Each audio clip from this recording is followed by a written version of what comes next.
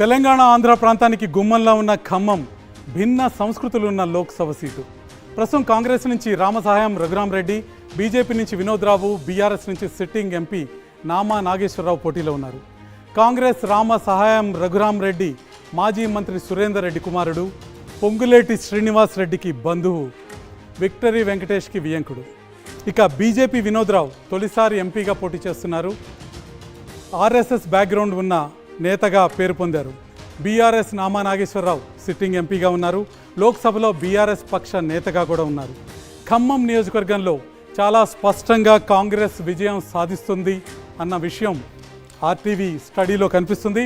ఖమ్మం నియోజకవర్గంలో కాంగ్రెస్ విజయానికి దోహదపడే ప్రధానమైన అంశాలు: ఖమ్మం లోక్సభ పరిధిలో ఉన్న 6 అసెంబ్లీ నియోజకవర్గాల్లో కాంగ్రెస్, మరో స్థానంలో కాంగ్రెస్ సహాయంతో గెలిచిన సిపిఐ ఉండటం పెద్ద ప్లస్ పాయింట్గా మారింది. ఖమ్మంలో బీఆర్ఎస్ చాలా బలహీనపడింది. నామా నాగేశ్వరరావు సొంతగా కష్టపడుతున్నారు. క్యాస్ట్ పోలరైజేషన్ కోసం ట్రై చేస్తున్నారు.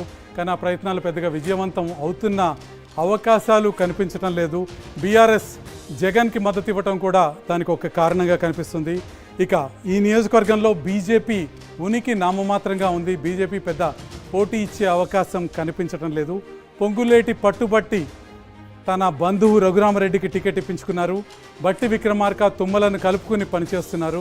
కాబట్టి ఒక్కసారి ఈ నియోజకవర్గ పరిస్థితి చూస్తే తుమ్మల మనస్ఫూర్తిగా రఘురామరెడ్డికి సహకరిస్తే విక్టరీ కన్ఫర్మ్గా కనిపిస్తుంది.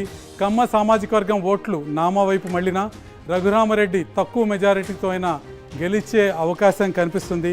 ఖమ్మం నియోజకవర్గం, ఖమ్మం పార్లమెంటరీ సెగ్మెంట్ కాంగ్రెస్ ఖాతాలోకి వెళ్తున్న పరిస్థితి చాలా స్పష్టంగా కనిపిస్తుంది. ఖమ్మం తర్వాత ఒక్కసారి హైదరాబాద్ పక్కనే ఉన్న భువనగిరి పార్లమెంట్ నియోజకవర్గం గురించి చూద్దాం.